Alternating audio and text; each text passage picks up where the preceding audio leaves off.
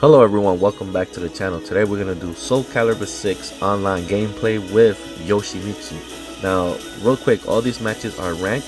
I also want to let everyone know I'm still looking to recruit players for the online tournaments with cash prizes for the first and second place for all our favorite games like Soulcalibur 6, Street Fighter 6, Mortal Kombat 11, Tekken 7, Demon Slayer, and Yu-Gi-Oh! Master Duel. So for every 50 subscribers this channel gets, I'm gonna do a $50 giveaway to one lucky subscriber through Cash App until we reach our goal of 2,000 subscribers. And if you happen to have your own YouTube channel, I will subscribe to your channel as well. I think all YouTube creators should subscribe to one another's channels to help each other's channel grow. So if you haven't subscribed to the channel, please do so. Hit the like button down below. Don't forget to check out the community page to see the latest image poll. I also have a new playlist called Announcements, so you can stay informed with everything you need to know about this channel, upcoming events, tournaments, raffles, and giveaways. And if you really want to support this channel, any donation, big or small, will help the channel grow. Just send me a text message saying donations to my cell phone number at 862-405-2191, and I will send you the link to my Cash App. It's the same number to enter into the raffles. Thank you, and I hope you enjoyed today's video. Alright, here we go. This should be a good fight. So let's get into Yoshimitsu's character, right? Ada Nobunaga, the daimyo of the Owari, sought the power of the Maji clan and invited the chief to the Ozuchi castle. Due to his advanced age, the clan's chief sent the strongest warrior, Yoshimitsu, of the clan on its behalf. As expected, Nobunaga requested the alliance of the Maji clan. The Maji clan preferred to remain hidden. After a few days' stay at the castle, the fighter politely denied Nobunaga's request and returned to his village. Upon his return, Yoshimitsu found his beloved village was in ruin. Nobunaga had prepared his army to destroy the village because of the clan's refusals to serve him. Yoshimitsu attempted to battle against Nobunaga, but he was no match for its army, and Nobunaga lost his arm in the process, which he replaced with a wooden prosthetic. Yoshimitsu set across the sea in search of a ultimate weapon, Soul Edge, so that he could take his revenge against Lord Nobunaga. But during his journey, he came across many horrific scenes, horrible scenes, left behind the Azure Night Nightmare. In his meditation, he concluded that if he were to give in to his hatred, he would be no better than either Odana, Nobunaga, or Nightmare. But even with that realization in his mind, he continued to pursue Soul Edge. And nevertheless, when Yoshimitsu finally reached the Osterisburg castle, it was devoid of many signs of life. Now in Soulcalibur 2, hold up, before I keep reading, I'm trying to see if I could get the broom on this guy real quick. But I'm going for the clean sweep. I can't let this guy get me. Ooh, I try to spin away. Alright, so let's get into Soulcalibur 2. Oh, did he get it? Oh no, he's just powering up. I'm trying to see if I can end it with a special. Got him. With the sweep. Get out of here, kid. Clean sweep. Straight matches. Good GG's. Good game. Alright, so in Soulcalibur 2, upon leaving the castle, he sensed that the evil energy there had somehow transferred a similar energy into his katana. So he left on a journey to rid his blade of the corrupt energy. Unfortunately, he became careless. One day he passed out and warned from trying to quell the corruption during his sleep. The katana had been stolen by a thief, Voldo, who had mistaken it for Soul Edge. Yoshimitsu did not want the evil energy to fall into the wrong hands, so he set out to retrieve it. He infiltrated the legendary money pit of the Merchant of Death, Versesi, which, if you would have seen Voldo's story, Voldo pretty much was the gatekeeper of all that treasure. So he had to go over there to the Merchant of Death. But that didn't say that. That was just me letting you guys know. So, and completely by a chance found his katana alongside a fragment of Soul Edge. Both imitating a similar evil energy. Yoshimitsu decided that if there was another object in the world with the same evil as his katana, which he had now named Yoshimitsu, it mustn't be allowed to exist, and he had embarked on yet another journey set on to destroy the curse of Soul Age. Yoshimitsu eventually discovered that the fragments were spread around the earth, and that he alone could never destroy them all while also helping those in need. So he returned to Japan and recruited the ruffians from around the land, soon forming a band of chivalrous thieves known as the Manjitsu.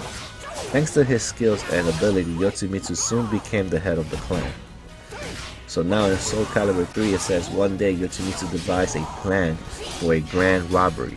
The entire group would infiltrate a wealthy Asura mansion, right, during the annual festival and take everything he owned, which included the fragments of Soul Edge.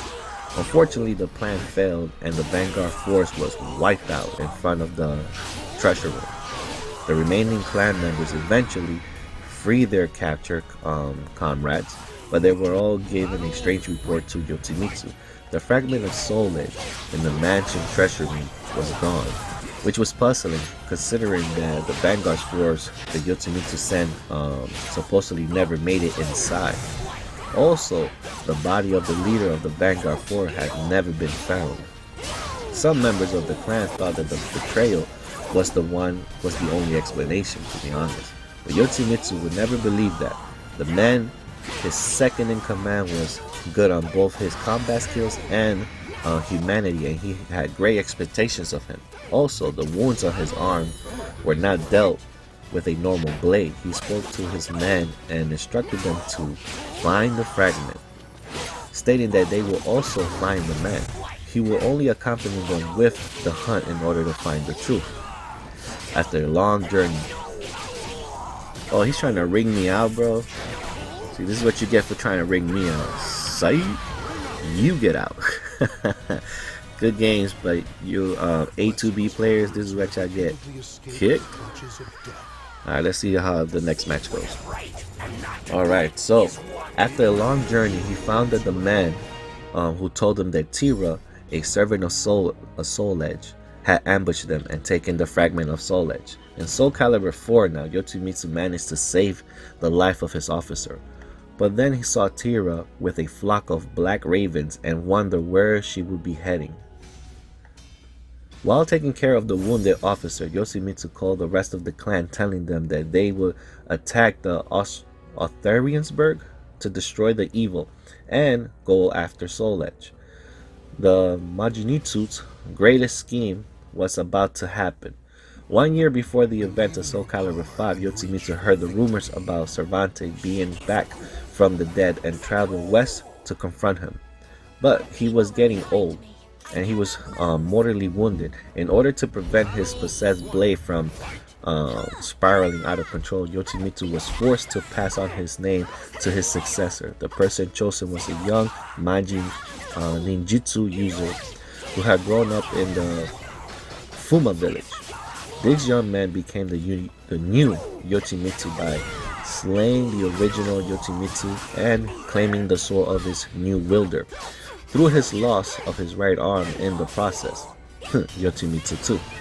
So now in Soulcalibur 5, planted firmly in the earth before the warrior stood a katana. Purple flames ripple and dance about it. The sword had a name, the Yoshimitsu. It was a demonic blade, steeped in the evil of Soul Edge and everly so thirsty for blood. The sword's last owner too had been called Yoshimitsu by bestowing his own name upon the blade. He had sealed the evil power, but it had been cut down just for the moments earlier by the dearest disciple of a younger warrior. Well versed in the arts of Maji Ninjutsu, the discipline made a vow he would see it through the mission that Yoshimitsu had begun. He researched out of the grip of the sword and the flames sticked at his hand, but his voice did not waver as he called out, "I am Yoshimitsu II. Calm thyself." The flames subsided and the sword had accepted him as its new owner. but only man that was allowed to carry the name, and the title was earned by slaying the previous holder, and so it was that of a new warrior. Overcoming the sorrow and the doubt that would continue to fight against evil, Yoshimitsu, leader of the Chivalrous Maji clan, savior of the weak, enemy of the strong, and it has the name that brought out hope to the people. So, this is, I believe, some of the tributes that they had here, right? It says here, Yoshimitsu, the third character in the Soul series to succeeded by separating the identical character in Soulcalibur 5, Ashra being the first. So I find it pretty interesting that the original Yoshimitsu, right? You know, he had to fight the younger version, like, you know, Old Line versus New Line, and since he lost, then the New Line was able to take up his mantle. So again, he's not immortal, he's just going down the generation. So I thought that was pretty cool. Damn, this guy really trying to win here. I gotta take this to a 5th round. Like, I could just I will admit his blocking skills is pretty good, but you gotta end this. They leave themselves open just barely. See, told you we're going to that final round, dude. Ain't gonna end like this. No. So let's get into some of the trivia real quick, right? The original Yoshimitsu possessed the clockwork style of prosthetic right arm, created from the wooded animated through the unknown means, presumably by magic. This was done to facilitate the fact that the character was a largely repurposed from his Tekken descendant.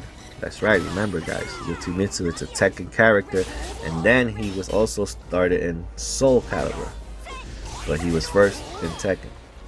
So, who was able to perform inhumane katana attacks by using the cybernetic prosthetic arm. It's never explained now, explain how or why the past Yoshimitsu had the prosthetic arm. If he had lost it or willingly replaced it to booster his fighting abilities. Let me see what it says here. Okay, so it says here, his modern day successor also used a cybernetic prosthetic arm of similar build to the original Yoshimitsu, but unlike his ancient predecessors, who used the prosthetic, made him from the Maji science after being forced into hiding by the Oda clan. And the modern Yoshimitsu lost his arm in a mission gone wrong, who had it replaced by a kind scientist. So in either way, these guys are, they remind me of Star Wars, man. When Anakin lost his arm, Luke Skywalker lost his arm, it's like they're destined to lose either the right or left arm, or even both. The Skywalker curse, right? Alright, I'm gonna give this guy a rematch. It's probably be the last fight. So, let's keep going. So, Yoshimitsu, destined battle of Soulcalibur is Nightmare, his destined battle in Soulcalibur 2. Is Boldo, his destined battle in Soulcalibur 3. As Tira on the 4th stage of Soulcalibur 4. The arcade mode, he will always fight Tira. So that's some of the tributes from all the, like the last battle of the arcade mode or his story mode would be those characters right there. Damn, you really rigged me out, bro. That's a shame. Alright, so let me keep going. It says here, in Yoshimitsu story mode in Soulcalibur 4, he is accompanied by Uncle throughout all his 5 stages. Both Yoshimitsu, Tekken, and Soul Edge series backstory seem to revolve around the death of a clanmate at the hands of a single person. They also appear with the prosthetic arm that they can use to their advantage. The Tekken series, Yoshimitsu has been seen to wield a second sword in Tekken 6 named Fumaken, the Japanese for the Demon Sin Blade. Nice. For the purpose of countering the curse prosperity of his primary sword, name of its own owner, Yoshimitsu, so he wouldn't go insane. The second Yoshimitsu, other katana may be referred as it is called the Fuma Blade. Okay, which is more or less than the same as Fumaken, albeit particularly translated and possibly written to refer as the Fuma clan, which do not exist in the Tekken series, as well as not driven by the owners insane. So basically, his sword was like a wannabe Soul Edge, you know. Once Soul Edge gets a hold of you, pretty much just taking control of you. And that's what his katana was doing to all his users as well, in a similar fashion, I would think. Alright, let's keep going. Yoshimitsu is often thought to be the samurai. However, he is not. He is a ninja. That's right, he is a ninja. This is misconception is mostly derives from the way he dresses and his weapon of choice, the katana, a weapon that is more common among samurais. Plus the fact that he wears... Oh, hold up. We're really gonna go to another final round, bro. Damn. Alright, alright. The fact that he wears the traditional samurai sashimono, Yoshimitsu alongside Taki and Natsu are the only ninjas in the series. Yoshimitsu is also the only male ninja so far. The Maji clan's ninjutsu specializes in the use of katana, so they could disguise themselves as samurais and use samurai's weaponry, hence the samurai-like attire worn by every interracial of Yoshimitsu. Well, guys, I hope you enjoyed today's video. See you guys on the next one. The goddess of victory smiles upon the strong spirit. To see what is right and not to do it is wonderful. Even greater glory awaits you ahead. Don't forget to subscribe!